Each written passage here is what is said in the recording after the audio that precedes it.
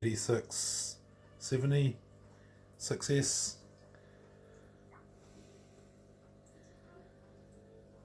£150 and it's all going in there,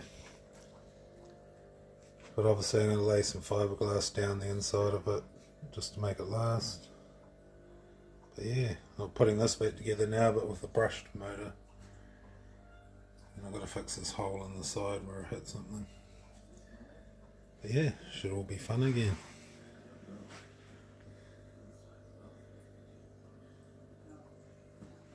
But yeah, this is supposed to be rated to half a horsepower. Whether or not it's true or not, I don't know.